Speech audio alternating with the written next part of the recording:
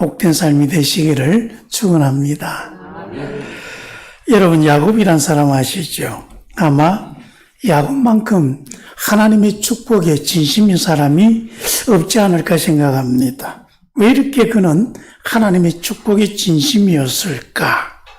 먼저 그가 그 아버지의 삶을 보니까 참 괜찮다.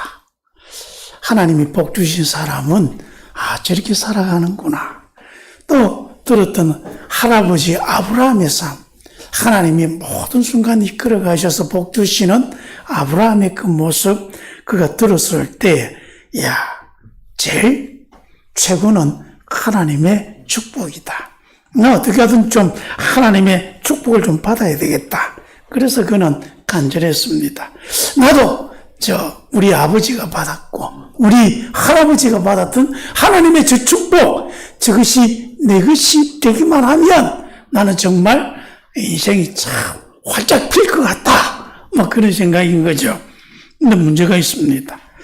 아브라함의 하나님의 축복은 할아버지 아브라함이 이삭에게, 또 이삭은 또 그 아들에게 전해 내려지는데, 이 축복은 자신이 아니라 장자인 에서에게 임해질 것입니다.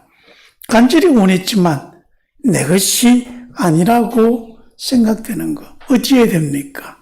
그런데도 포기가 안 되는 거죠. 그래서 생각합니다. 어떻게 하든지 내가 장자가 되어야 되겠다. 그래서 승미급한 에서가 배고플 때 팥죽을 쫙 쑤어서 그것을 가지고 장자의 굴리와 맞바꿉니다. 팥죽 한 그릇으로 장자의 굴리를 싼 거죠. 그리고 늙어서 앞이 잘 보이지 않는 아버지 앞에서 애써 노릇을 합니다. 아버지를 속인 것이죠. 그리고 마침내 그렇게 원하던 하나님의 축복, 이것을 이삭의 손을 빌어서 그렇게 받게 되어집니다. 그리고 이 이삭은 아들에게 정말 좋은 걸 줘야 되겠다. 최고의 것을 줘야죠. 그러면서 정말 줄 수 있는 최고의 축복을 해줍니다. 내 아들의 향취는 여호와께서 복 주신 밭의 향취로다. 하나님은 하늘의 이슬과 땅의 기름짐이며 풍성한 곡식과 포도주를 내게 주시기를 원하노라. 만민이 너를 섬기고 열국이 내게 굴복하리니 내가 형제들의 주가 되고 내 어머니의 아들들이 네게 굴복하며 너를 저주하는 자는 저주를 받고 너를 축복하는 자는 복을 받기를 원하노라. 여러분, 아버지가 이렇게 자기 마음을 다해서 그 머리에 손을 얹고 축복해 줬을 때 그것을 받고 나오는 그 야곱의 마음 어찌했겠습니까? 이제 되었다. 내가 이것을 얻기 위해서 정말 얼마나 고생했던가. 그동안 마음 졸였던 순간들 주마등처럼 스쳐 지나가면서 내가 승리자다. 이제 게임은 끝났다. 그리 생각하지 않았겠습니까? 근데 인생이란 게 좀 그렇습니다. 항상 내가 예상했던 대로 내 마음대로 흘러가지가 않습니다. 예상치 않는 일 무엇입니까? 형에서가 보니까 자기의 것을 도둑맞았다 생각이 들거든요. 길길이 날뜁니다. 이 녀석 죽여버리겠다. 에서의 성격을 잘 아는 그 어머니가 이 큰일 나겠다 싶어서 그 아들 야곱을 자기 오빠 집으로 피신시킵니다. 그래서 이제 야곱은 아버지에게 인사하고 야반도주합니다. 한 번도 뵙지 못했던 2억 마리 떨어져 있는 외삼촌의 집을 향해 발길을 돌립니다. 그런데 그 가는 길이 편치 않습니다. 형이 득달같이 달려와서 자신을 죽일 것 같습니다. 밤에 잠도 제대로 자질 못합니다. 이제 나는 아버지께로부터 하나님의 축복을 받았으니 그 축복대로 만사 형통할 것이다. 이제 나는 복받을 일만 남았다. 그리 생각했는데 오히려 하나님의 그 축복 때문에 야곱은 도망자 신세가 됩니다. 불안에 떨며 밤을 지셉니다. 얼마나 힘들고 어려운지 모릅니다. 그런데 그때 야곱에게 환상이 보입니다. 천국으로 가는 사닥다리가 보이고 천사들이 거기에 오르락 내리락 합니다. 더 놀라운 것은 그 위에 하나님이 서서 자신을 바라보며 말씀하십니다. 나는 여호와니 너희 조부 아브라함의 하나님이요 이삭의 하나님이라. 네가 누워있는 땅을 내가 너와 내 자손에게 주리니 내 자손이 땅에 티끌같이 되어 네가 서쪽과 동쪽과 북쪽과 남쪽으로 퍼져 나갈지며 땅의 모든 족속이 너와 네 자손으로 말미암아 복을 얻을 것이다. 내가 너와 함께 있어 네가 어디로 가든지 너를 지키며 너를 이끌어 이 땅으로 돌아오게 할지니라.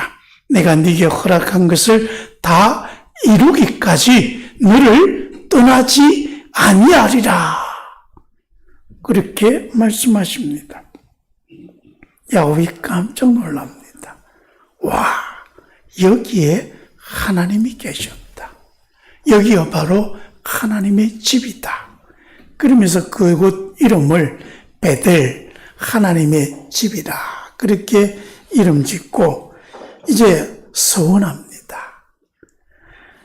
야곱이 서원하 이르되 하나님이 나와 함께 계셔서 내가 가는 이 길에서 나를 지키시고 먹을 떡과 입을 옷을 주시어 내가 평안히 아버지 집으로 돌아오게 하시오면 여호와께서 나의 하나님이 되실 것이요 내가 기둥으로 세운 이 돌이 하나님의 집이 될 것이요 하나님께서 내게 주신 모든 것에서 10분의 1을 내가 반드시 하나님께 드리겠습니다.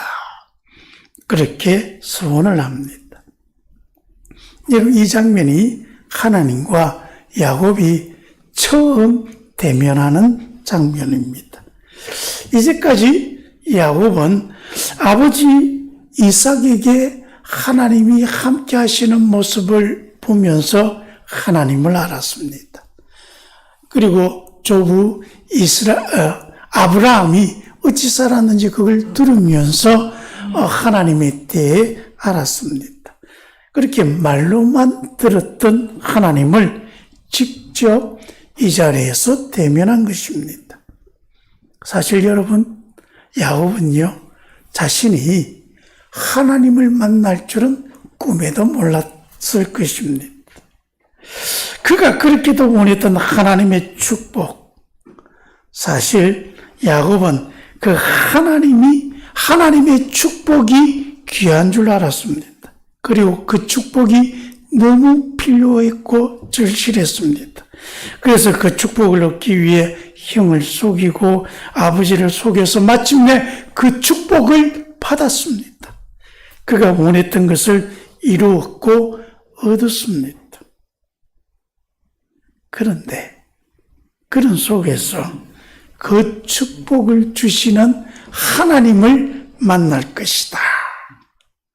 그런 기대도 하지 않았고 그러고 싶은 생각도 없었던 것을 볼 수 있습니다. 야곱에게 중요한 것은요, 하나님이 주시는 축복이지 하나님 자체가 아니거든요. 그래서 아버지 이삭이 손을 얹고 하나님의 이름으로 축복한 내용, 이 땅에서 아주 부자로 살아가고 또 모든 사람들에게 존경과 승김을 받으며 살고 또 그 어떤 저주도 통하지 않는 복의 사람이 되는 것, 이것이 야곱이 원했던 것이고 이것이 필요해서 형도 속이고 아버지도 속이고 그러면서 그것을 얻고자 한 것이었습니다. 그에게는 이 축복이 중요했지. 이 축복을 주시는 하나님, 거기에 대한 기대는 별로 없었던 것입니다. 그런데 그 하나님이 이 밤중에 짠 하고 나타나서는 자신을 지켜주겠다 약속하고 있습니다. 여러분, 이때 야곱의 심정이 어떻겠습니까? 아버지의 집에서 편안히 살 때 그때 그의 생각은 그저 나도 이 복만 누리면 되겠다. 근데 지금 형에게 쫓겨서 생명이 아주 경각에 달하는 정말 위기 상황 속에 있을 때 그때는 무엇이 더 중요합니까?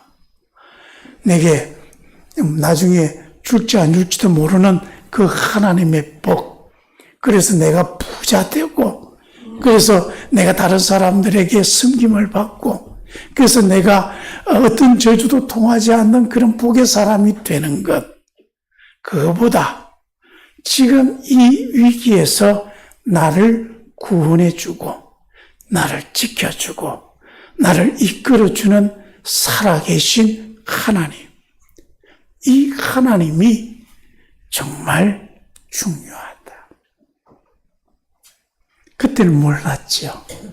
근데 죽을 위기에 당해보니 이제는 알게 된 것입니다.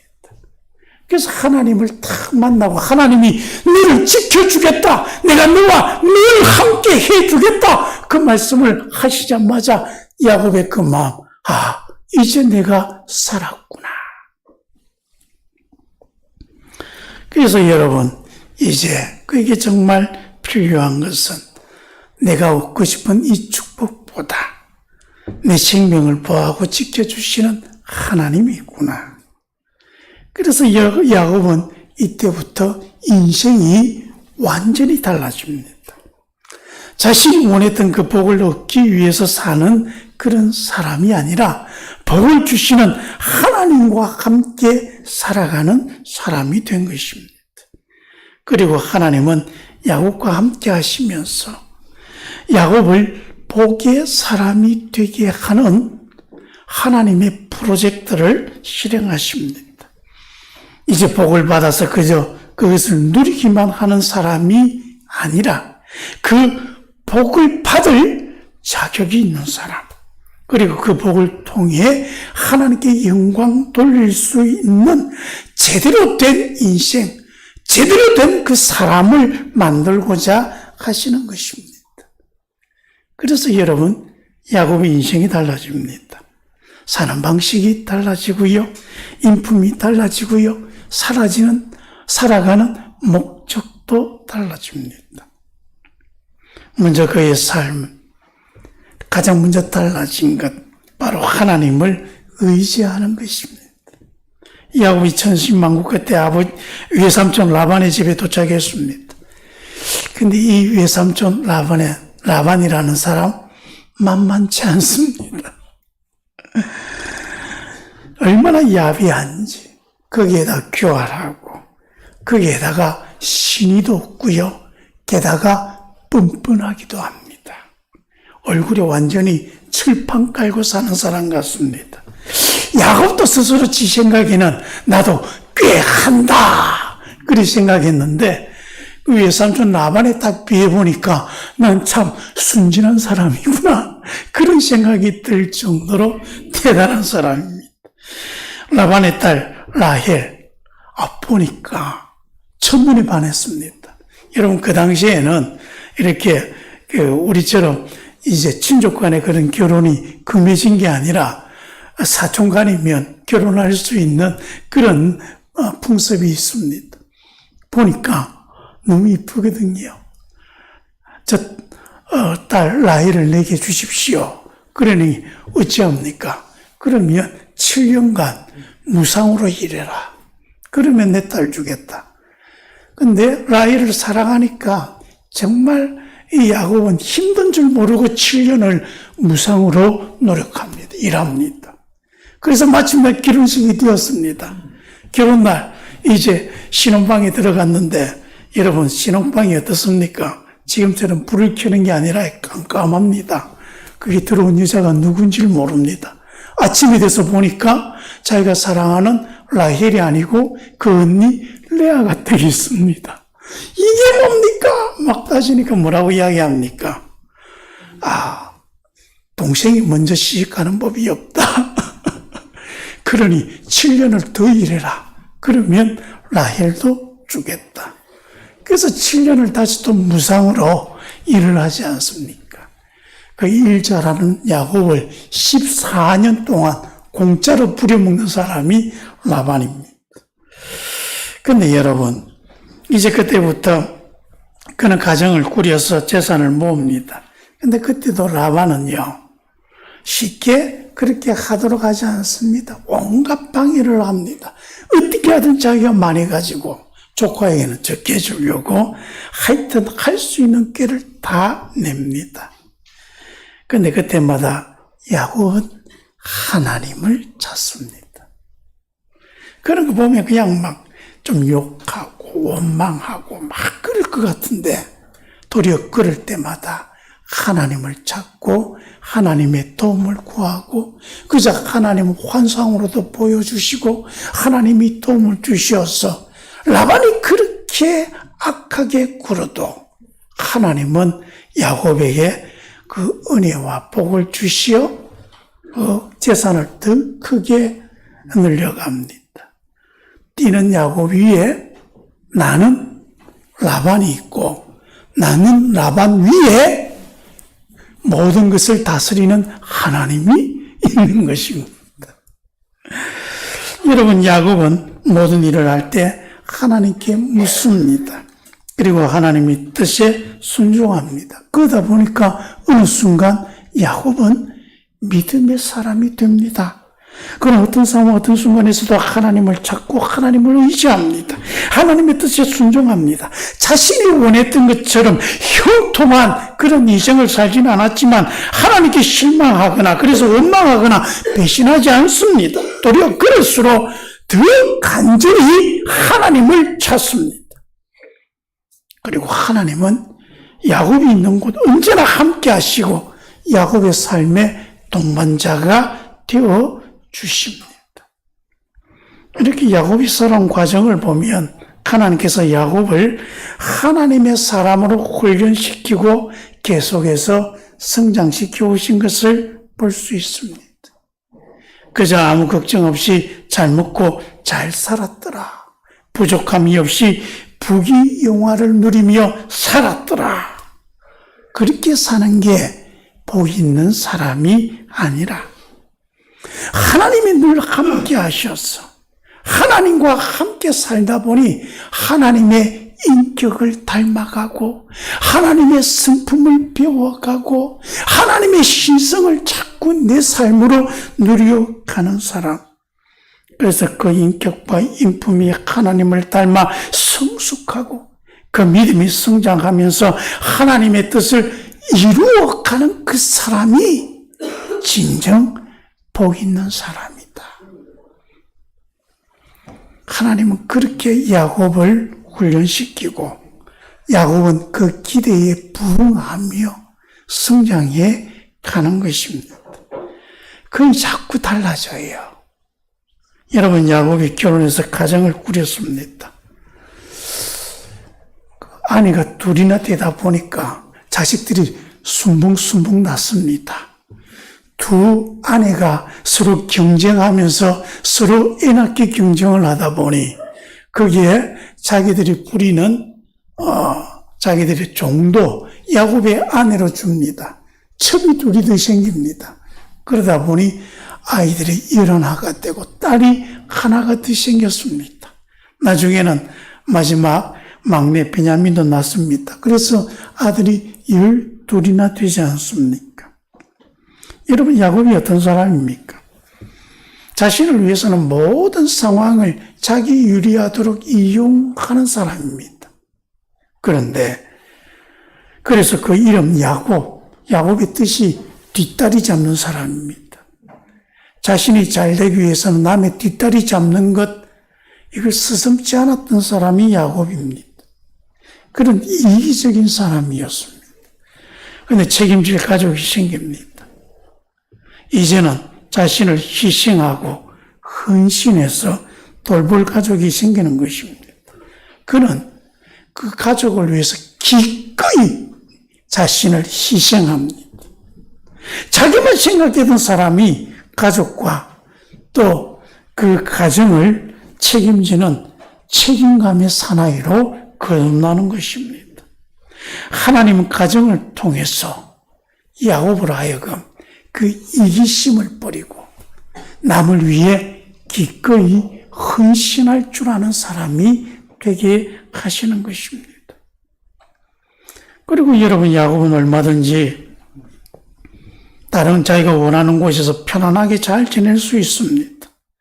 그럼에도 나중에 그는 죽음을 무릅쓰고 아버지가 있는 가나안 땅으로 다시 돌아갑니다. 왜 그렇게 합니까? 하나님께서 가라 그러셨거든요. 자기 생각에 갔다가는 죽을 텐데요. 그런데 하나님이 가라 하시니까 두말하지 않고 가겠습니다 하고 갑니다. 그리고 갈 때에도요, 야곱이 달라진 면모를 보게 됩니다. 하나님의 명령을 받았지만 이것을 그는 아내들과 함께 의논합니다. 여보, 다 모여봐. 내가 기도하는데 하나님께서 이제 여기를 떠나서 가나안 우리 아버지 집으로 가라 그러네. 어떻게 하면 좋아? 옛날 같았으면 나를 따르라. 마누라들이 그냥 잔말 말고 따르면 되지요. 그렇게 했을 터인데 하나님을 닮아가다 보니요, 이제 그런 권위가 아니라 아내들과 상의하는 것입니다. 당신들 생각은 어때? 그 아내들도 그걸 듣고 보니 갑시다. 하나님이 가라 하셨으니 우리 가야 되지 않겠습니까? 그러면서 갑니다. 그리고 하나님의 뜻을 이루고자 하는데 여러 가지 위험이 따라옵니다. 불안하고 두렵습니다. 그럼에도 이 야곱은 두려움에 주저하지 않고 담대하게 앞으로 나아갑니다. 그렇게 하니까요, 또 하나님의 앞장서서 모든 문제들을 척척 해결해 주십니다. 야복강에 다다랐습니다. 그는 죽을 만큼 두려웠습니다. 왜냐하면 형이 자기를 죽이려고 무려 400명의 군사를 이끌고 오고 있다는 소식을 들었습니다. 사실 여기에서 도망가도 됩니다. 그런데 도망가지 않고 그는 야복강을 건너갑니다. 그리고 그 건너갈 때 하나님과 밤새 씨름합니다. 그리고 하나님께서 그 야곱에게, 야, 이제 네 이름을 고쳐라. 이제는 뒷다리 잡는 사람 야곱이 아니라 하나님과 싸워서 이긴 사람 이스라엘. 네 이름은 이제부터 이스라엘이라. 그런 명예로운 이름을 주십니다. 그리고요, 형을 만나러 갑니다. 이제는 하나님 주신 그 복을 얻기 위해서 형도 속이고 아버지도 속이고 그래서 내 원하는 것을 얻었던 야곱인데 그 형에게 용서받기 위해 그렇게 죽이기 위해서 그렇게 벌어놓았던 재산 그걸 아낌없이 형에게 줍니다. 그리고 그 형이 다가오니까 그 형 앞에 정말 그 종처럼 엎드려서 그것도 7번이나 굽혀서 그렇게 형을 맞이하러 갑니다. 그리고 형을 맞이할 때 내가 하나님을 본 것 같습니다. 그러면서 을사안고 서로 화해하고 그렇게 웁니다. 형과 화해하기 위해서 그는 자존심도 내팽개치고 재물도 헌식작처럼 버렸습니다. 형에게 진심을 다해 용서를 구했고 그래서 두 형제는 서로 화해하였습니다. 무엇이 정말 중요한 것인가? 야곱이 이렇게 달라진 것이죠. 그리고 가나안 땅에 돌아와서 오랜 세월 참 평안하게 살았습니다. 근데요, 인생이 무조건 그렇게 평안한 건 아닌가 봐요. 가다 보면 중간중간에 또 예기치 않은 어려움을 겪습니다. 늙음하게 자기가 정말 눈에 넣어도 아프지 않을 만큼 정말 소중하게 생각한 아들 요셉이 죽었다는 소식을 듣습니다. 정말 하늘이 무너져 내리는 어느 슬픔이 있지 않겠습니까? 또 그 땅에 가뭄이 찾아옵니다. 그래서 곡식 구하라고 아들 보냈더니 이 녀석들이 감옥에 갇혔다는 소식을 듣습니다. 청천벽력 같은 그런 소식을 듣지 않습니까? 그런데도 이때 야곱은 그저 슬픔에 빠져 사는 사람이 아니라 하나님을 찾습니다. 하나님이 하시는 말씀에 귀 기울이고 하나님이 하시는 말씀에 순종하며 나아갑니다. 그래서 그는 하나님의 뜻을 따라 그 가나안 땅을 떠나 그 요셉이 기다리고 있는 이집트로 가서 거기서 그의 생을 마치게 됩니다. 그리고 때가 되었습니다. 이제 하나님이 부르실 때가 되었구나. 그래서 야곱은 먼저 요셉의 두 아들을 축복합니다. 요셉이 두 아들을 아버지 앞에 데려와서 아버지, 제 아들입니다. 이 아이들을 축복해 주십시오. 그리고 그 두 아들을 축복해 줄 뿐만 아니라 12아들을 모두 그들에게 맞게 축복해 줍니다. 참 예전에 그 아버지 이삭은 왜 장자에게만 축복하겠다 그랬는지 모르겠습니다. 장자도 축복해 주고 차자도 축복해 주면 될 텐데 말입니다. 그런데 야곱은 12아들 다 축복해 줍니다. 그런데 축복의 내용이요 달라요. 뭐라고 합니까? 내 조부 아브라함과 아버지 이삭이 섬기던 하나님, 나의 출생으로부터 지금까지 나를 기르신 하나님, 나를 모든 환난에서 건지신 여호와의 사자께서 이 아이들에게 복을 주시며 이들로 내 이름과 내 조상 아브라함과 이삭의 이름으로 칭하게 하시오며 이들이 세상에서 번식되기를 원하나이다. 아버지 이삭의 축복과 달라진 게 보이십니까?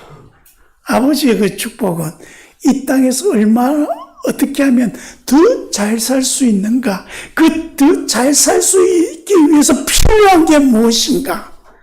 그 세 가지를 축복해 주었습니다. 이 땅에 풍성한 부를 너에게 주겠다. 그리고 이 땅에서 권력자가 되어서 다른 사람들을 다스리고 너를 섬기는 사람들이 너를 섬길 것이다. 그리고 너는 저주가 통하지 않는 복의 사람이 될 것이다. 이걸 다 합쳐서 한마디로 뭐라고요? 천하무적이 되게 해주겠다. 그 야곱은 그게 제일 중요한지 알았고 그걸 원했습니다. 그런데 살아보니까 자신을 천하무적으로 만들어주는 그 복들보다 더 중요한 게 있더라는 걸 알았습니다. 무엇입니까? 여러분, 아버지 이삭의 축복처럼 이 땅에서 잘 살 수 있는 좋은 것만 받아라는 그런 축복이 아니라, 사실 좀 제가 이 표현하는 게 불경스럽습니다만 달리 표현할 게 없어서 제가 말씀드리겠습니다. 야곱은요, 그 자녀들에게 하나님을 주고 싶은 것입니다. 하나님은 내 할아버지 아브라함과 이삭이 섬겼던 하나님이고 나의 출생부터 시작해서 지금까지 나를 길러주신 하나님이고 내가 살아가는 모든 환난에서 나를 건져주신 하나님이시다. 그 하나님이 나를 이렇게 길러주시고 보살펴 주셨던 것처럼 너희들도 하나님이 그렇게 돌보시고 하나님이 지켜주시고 하나님이 복주시는 그런 사람들이 되기를 바란다. 이것이 야곱이 축복하는 아주 중요한 내용이고 또 그 사실입니다. 여러분, 우리 인생 받을 수 있는 제일 큰 축복이 무엇입니까? 하나님입니다. 여러분은 이미 그 하나님을 복으로 받으신 분들이고, 그렇기 때문에 여러분들은 복 있는 사람입니다. 한번 따라합시다. 나는 복 있는 사람이다. 기도하겠습니다. 고마우신 아버지 하나님, 하나님이 나의 하나님이시고 내가 하나님의 자녀이니 얼마나 감사한지요. 우리가 정말 복받은 사람이고 복 있는 사람이고 복의 통로가 되는 사람이고 세상을 복되게 하는 사람인 줄 믿습니다. 예수님 이름으로 기도합니다.